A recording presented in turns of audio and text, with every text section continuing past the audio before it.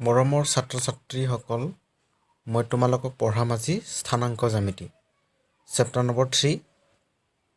আৰু ইয়াতে আমি স্থানাংক জ্যামিতি জনাৰ আগতে সংখ্যা ৰেখাৰ ধাৰণা থাকিব লাগিব। সংখ্যা ৰেখাডালত কেনেদৰে বিন্দুসমূহ বহোৱা হয়। কাৰ্টেছিয়ান পদ্ধতি অনুসৰি আমি এখন সমতলত কোনো বস্তুৰ অৱস্থান নিৰ্ণয় কৰিবলৈ শিকিম বা কোনো বিন্দুৰ অৱস্থান নিৰ্ণয় কৰিবলৈ সক্ষম হ'ম। আহক আমি আৰম্ভ কৰোঁ অনুশীলনীটো। মই তোমালোকৰ অধ্যায়ৰ পৰা এটা ছবি দেখাইছোঁ। চিত্ৰত দুয়োডাল ৰেখাই পৰস্পৰে কটাকটি কৰিছে। ৰেখা দুডালৰ নাম এক্স ডেছ এক্স ৰেখা আৰু ৱাই ডেছ ৰেখা। চমুকৈ আমি এক্স অক্ষ আৰু ৱাই অক্ষ। এক্স অক্ষডাল অনুভূমিক দিশত আছে আৰু ৱাই অক্ষডাল উলম্ব দিশত আছে। গতিকে সুধিব পাৰে সমতলত কটাকটি কৰা ৰেখা দুডালৰ নাম কি বা অক্ষ দুডালৰ নাম কি। এক্স অক্ষ আৰু ৱাই অক্ষ বুলি কৈ দিম। তাৰোপৰি অক্ষ দুডালে 4টা খণ্ডত ভাগ কৰিছে আৰু সেই 4টা খণ্ডৰ নাম হ'ল আমি কি বুলি কওঁ, চুক বুলি ক'ম। কি বুলি ক'ম? চুক। আৰু প্ৰথম দ্বিতীয় তৃতীয় দেখাইছোঁ মই 1 নম্বৰ 2 নম্বৰ 3 নম্বৰ আৰু 4 নম্বৰ। প্ৰথম চুকত প্লাছ প্লাছ আছে মানে হ'ল দুয়োটা মানেই পজিটিভ হ'ব বা ধনাত্মক হ'ব। এটা মান এক্সৰ মান আৰু এটা মান ৱাইৰ মান থাকে। ঠিক সেইদৰে দ্বিতীয় ঘৰত এটা মাইনাছ এটা প্লাছ। তৃতীয় ঘৰত দুয়োটাই মাইনাছ সংখ্যা বা দুয়োটাই ঋণাত্মক সংখ্যা হ'ব।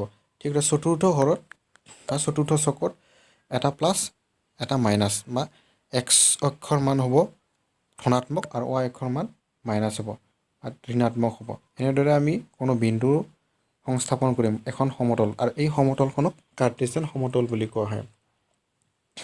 কোনো এটা বিন্দু দুটা ধৰণৰ থাকে। প্ৰথম বিন্দুটোক এক্স অক্ষৰ বিন্দুটোক ভুজ বুলি কোৱা হয় আৰু ৱাই অক্ষৰ বিন্দুটোক কোটি বুলি কোৱা হয়।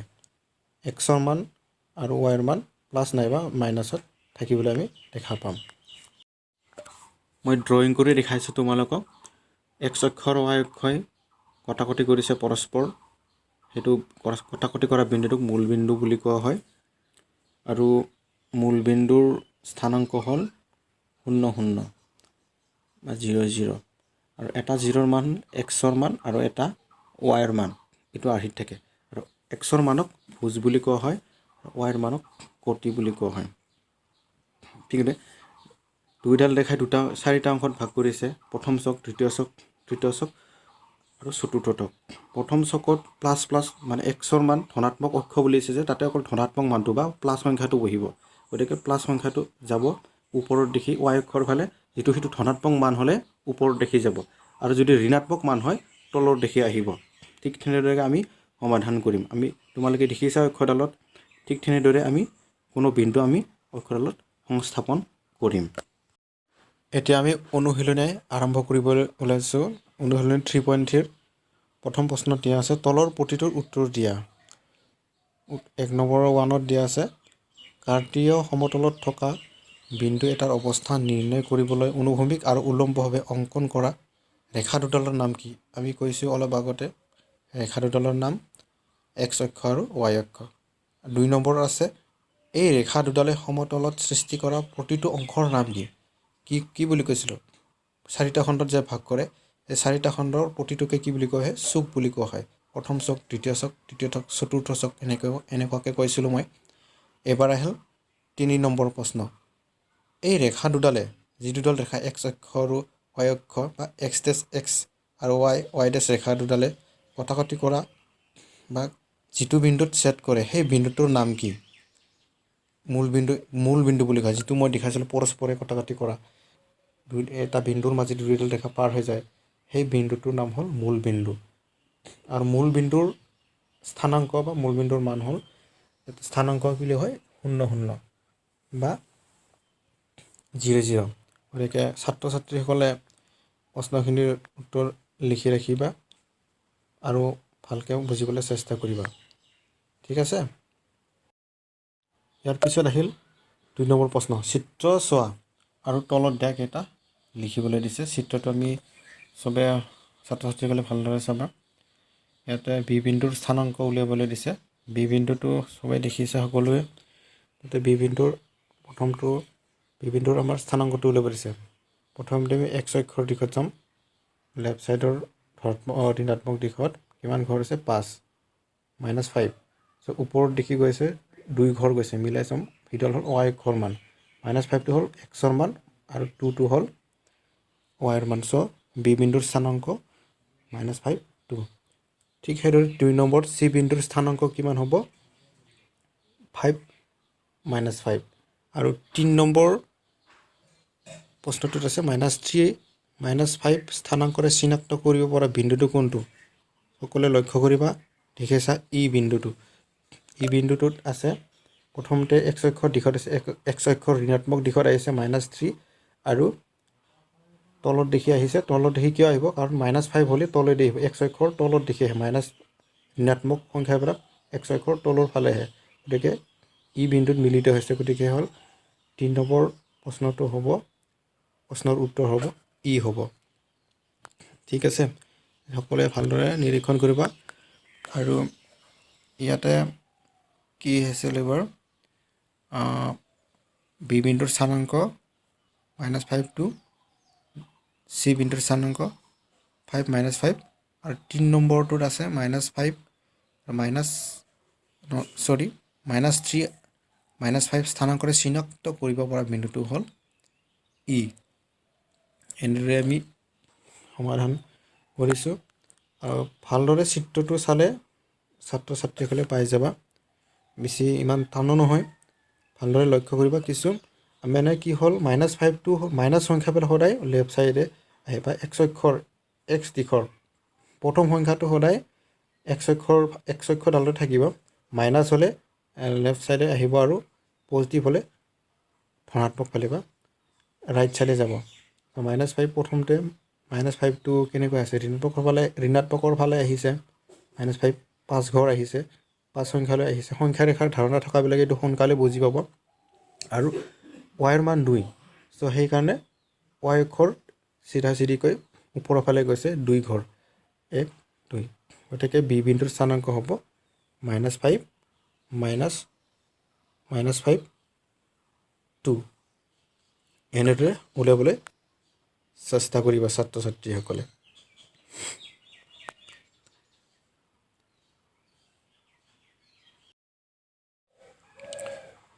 আমি আহিছোঁ 4 নম্বৰ প্ৰশ্নলৈ আহিছোঁ চিত্ৰৰ সৈতে চিত্ৰটোত সকলোৱে চাই থাকিব ভালদৰে তাতে চিত্ৰ অনুসৰি আমি প্ৰশ্নবোৰৰ উত্তৰটো কৰিম প্ৰথম আছে 4 নম্বৰত দিয়া আছে 2 - 4 2টো হ'ল ধনাত্মক আৰু -4টো ঋণাত্মক আমি জানো গতিকে প্ৰথমটো পজিটিভ আৰু নিগেটিভ থাকিলে কোনটো চকত থাকে নিশ্চয় আমাৰ 4 নম্বৰ চকত থাকিব গতিকে এইটো 4 নম্বৰ কোনটো জি হ'ব উত্তৰ জি হ'ব আমাৰ উত্তৰ ঠিক সেইদৰে 5টোত দিয়া আছে ডি বিন্দুটোৰ ভুজ মানে কৈছিলোঁ xৰ মানটো x অক্ষৰ দিশত মানটো কিমান ডি বিন্দুটো পাইছা সকলোৱে বিচাৰি ডি বিন্দুটো আমাৰ আছে প্ৰথম চকতে আছে প্ৰথম চকত ডিৰ মান ডি বিন্দুটোৰ ভুজ হ'ব 6 কাৰণ x অক্ষৰ দিশত 6 ঘৰ গৈছে গতিকে ভুজৰ মানটো হয় xৰ মানটো আৰু 6 নম্বৰ প্ৰশ্নটো দিয়া আছে h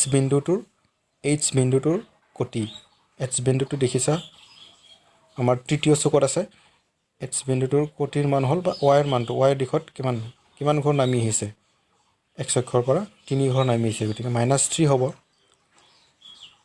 h বিন্দুটোৰ কোটি হ'ব -3 ঠিক আছে 7 নম্বৰটো দিয়া আছে L বিন্দুটোৰ স্থানাংক L বিন্দুটো সকলোৱে ধৰিব পাৰিছা ক'ত আছে বিচাৰি পাইছা L বিন্দুটো আছে আমাৰ y অক্ষৰ ওপৰৰ পিনে আছে প্ৰথম চকৰ আৰু দ্বিতীয় চকৰ মাজত যিডাল y অক্ষ তাতে আছে এইটোৰ মান হ'ব আমাৰ 5 আৰু 8 নম্বৰ প্ৰশ্ন M বিন্দুটোৰ স্থানাংক সেইটো হ'ব আমাৰ -3 আৰু 0 সকলোৱে লক্ষ্য কৰিছা আগৰ অনুশীলনীলৈ যোৱাৰ আগতে মই এটা উদাহৰণেৰে তোমালোকক বুজাবলৈ চেষ্টা কৰিছোঁ চ' সেই উদাহৰণটো মই তোমালোকৰ কিতাপৰ পৰা ডাইৰেক্টলি লৈছোঁ উদাহৰণ 3 নম্বৰ উদাহৰণটো তাত কাৰ্তীয় সমতলত কেইটামান বিন্দু আমি বহুৱাব লাগে বিন্দুকেইটা দিয়া আছে 5 0 0 5 2 5 5 2 -3 5 -3 -5 5 -3 আৰু 6 1 বিন্দুকেইটা আমি অৱস্থান কৰিব লাগে এখন সমতল বা এখন বহীত আমি এনেকৈ আঁকি ল'ব লাগিব দুডাল ৰেখা x অক্ষ আৰু y অক্ষ 1 2 3 এনেকৈ সংখ্যা ৰেখাৰ ধাৰণা অনুসৰণে আমি আঁকি ল'ম আৰু 1 চেণ্টিমিটাৰক আমি 1 একক হিচাপে ল'ম, 1 হিচাপে গণিম। এইটো চিত্ৰত সম্পূৰ্ণভাৱে দেখুওৱা হৈছে। এতিয়া আমি বিন্দুকেইটা সংস্থাপন কৰিম। আমি আগতে এটা জানো, দুইটা মান যেতিয়া ধনাত্মক হয় তেতিয়া প্ৰথম চকত হয় আৰু এটা মাইনাছ আৰু এটা পজিটিভ হ'লে দ্বিতীয় চকত, আৰু তৃতীয় চকত দুয়োটাই যেতিয়া মাইনাছ হয় তেতিয়া তৃতীয় চকত হয়, আৰু প্ৰথমটো পজিটিভ দ্বিতীয়টো নিগেটিভ হ'লে তেতিয়া চতুৰ্থ চকত হয়। এতিয়া সেইমতে আমি বহুৱাই যাম। প্ৰথম বিন্দুটো আছে আমাৰ 5 0। চ' প্ৰথম 5টো যিহেতু ধনাত্মক, সেইটো আমি ধনাত্মক x অক্ষৰ দিশত যাব। প্ৰথম মানটো সদায় x অক্ষৰ দিশতে যায়। x অক্ষৰ ধনাত্মক দিশত গ'লে আমি 5 ঘৰ গ'লোঁ, 5 চেণ্টিমিটাৰ গ'লোঁ, আৰু 0 পালোঁ। y ৰ মান 0, গতিকে তাতে থাকিব, গতিকে আমি সেই বিন্দুটো পালোঁ, 5 0 বিন্দুটো। নেক্সট বিন্দুটো দি আছে 0 5, যিহেতু x ৰ মানটো 0, গতিকে 0 বিন্দুতে থাকিব।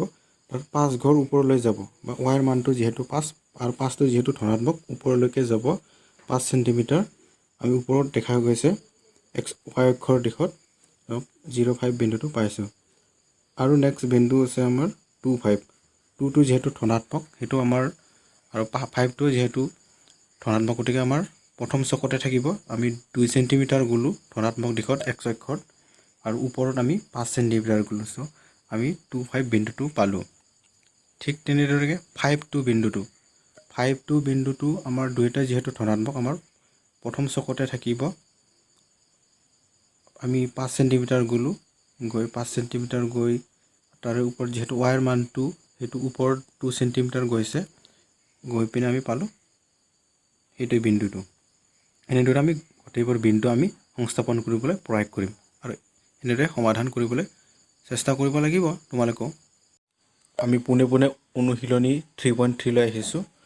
1 নম্বৰ কুৱেশ্যনত দিয়া আছে, কেইটামান বিন্দু দিয়া আছে। সেই বিন্দুকেইটা -2 4 3 -1 -1 0 1 2 আৰু -3 5। এই বিন্দুকেইটা কোনটো চক বা কোনডাল অক্ষত আছে সেইটো দেখুৱাব লাগে, আৰু কাৰ্তীয় সমতলত, এখন কাৰ্টিজিয়ান সমতলত সংস্থাপন কৰি পিনে আমি পৰীক্ষা কৰি দেখুৱাব লাগে। আমি এতিয়া এনচাৰ কৰিম আমি। চ' মই চিত্ৰত দেখাইছোঁ, এইটো চিত্ৰত সম্পূৰ্ণকৈ মই দেখাইছোঁ। প্ৰথম বিন্দু -2 4 বিন্দুটো আমাৰ দ্বিতীয় চকত আছে, আৰু 3 -1 সেই বিন্দুটো আমাৰ কোনটো চকত থাকিব, সেইটো আমাৰ চতুৰ্থ চকত আছে। আৰু -1 0 সেইটো এটা বিন্দু হয়, সেই বিন্দুটো আমাৰ x অক্ষ ডালতে আছে। x অক্ষৰ আমাৰ ঋণাত্মক দিশত আছে। -1ৰ ঘৰ গৈছোঁ আমি x অক্ষৰ ঋণাত্মক দিশত, আৰু 0টোৰ যিহেতু y ৰ মান 0, আমি তাতে থাকিব। আৰু -1 0ৰ মান -1 0টো আমাৰ x অক্ষতে থাকিব। ঠিক সেইদৰে 1 2 বিন্দুটো আমাৰ যিহেতু দুয়োটাই ধনাত্মক, 1টো ধনাত্মক 2টো ধনাত্মক, গতিকে আমাৰ প্ৰথম চকতে থাকিব। প্ৰথম চকতে মই দেখাই দিছোঁ, 1 ঘৰ গৈছে x অক্ষৰ দিশত, আৰু 2 y ৰ মান 2ৰ ওপৰত দিশত 2 গৈছোঁ, 2 ঘৰ গৈ আমি এই বিন্দুটো পাইছোঁ। ঠিক সেইদৰে লাষ্ট বিন্দুটো আছে আমাৰ -3 -5। দুয়োটাই যেতিয়া আমাৰ ঋণাত্মক হয় তেতিয়া ক'ত থাকে? দুয়োটা মানে যেতিয়া ঋণাত্মক হয় তেতিয়া আমাৰ তৃতীয় চকত থাকে। তৃতীয় চকত সম্পূৰ্ণকৈ দেখাইছোঁ মই। -3 আমি x অক্ষৰ ঋণাত্মক দিশত -3 হৈ গৈছোঁ, -3 1 -2 -3 গৈ পিনে আমি যিহেতু -5 আমি তলৰ পিনে আহিম, y অক্ষৰ আমি তলৰ পিনে আহিম, 5 ঘৰ -5 হৈ আমি তৃতীয় চকত মই বিন্দুটো সম্পূৰ্ণৰূপে তোমালোকক দেখুৱাই দিছোঁ। গতিকে ছাত্ৰ ছাত্ৰীসকল মনোযোগ দিবা, আৰু পাছত আঁকিবলৈ বা লিখি ৰাখিবা বহীত। আৰু কিবা বুজি নাপালে মোৰ কমেণ্টত জনাবা। মনোযোগ দিবা। মই আকৌ আহিছোঁ, ভালদৰে এনচাৰখিনি লিখি দিছোঁ। চ' ছাত্ৰ ছাত্ৰীসকল লিখিবলৈ প্ৰয়াস কৰিবা। প্ৰথম বিন্দুটো আমাৰ দ্বিতীয় চকত আছে, আৰু দ্বিতীয় বিন্দু যিটো আমাৰ 3 -1 সেইটো আমাৰ চতুৰ্থ চকত থাকিব, আৰু -1 0 সেইটো বিন্দুটো আমাৰ x অক্ষত থাকিব। 1 2 বিন্দুটো প্ৰথম চকত আছে, আৰু -3 -5 বিন্দুটো আমাৰ তৃতীয় চকত আছে। চ' লিখি ৰাখিবা ছাত্ৰ ছাত্ৰীসকল, আৰু মনোযোগ দিবা। নেক্সট কুৱেশ্যন 2 নম্বৰলৈ আহিছোঁ। তলৰ তালিকাখনৰ পৰা XY বিন্দুকেইটা দূৰত্বৰ উপযুক্ত একক লৈ সমতলত সংস্থাপন কৰা। সমতল এখনত আমি তলৰ তালিকাখনৰ বিন্দুকেইটা আমি সংস্থাপন কৰিব লাগিব। চ' Xৰ মান দিয়া আছে, Yৰ মান দিয়া আছে। তাতে মুঠ আমাৰ 5টা বিন্দু দিয়া আছে। প্ৰথম বিন্দুটো -28, দ্বিতীয়টো -17, তৃতীয়টো 0, -1.25, চতুৰ্থটো 13, পঞ্চম বিন্দুটো হ'ল 3, -1। এখন সমতলত বা কাৰ্টেন সমতল এখনত আমি X অক্ষ আৰু Y অক্ষ আঁকি ল'ম আৰু তাত আমি এই বিন্দুকেইটা আমি সংস্থাপন কৰিবলৈ প্ৰয়াস কৰিম। আৰু এখন সমতলত আমি এতিয়া আঁকিবলৈ লৈছোঁ। এনচাৰত কেনেকুৱা হ'ব এতিয়া মই চিত্ৰত দেখাইছোঁ। তোমালোকে দেখিছা চিত্ৰটোত ভালদৰে মনোযোগ দিবা সকলোৱে। চিত্ৰটোত প্ৰথম যিটো আমাৰ বিন্দু আছে -28, সেই বিন্দুটো আমাৰ ক'ত থাকিব?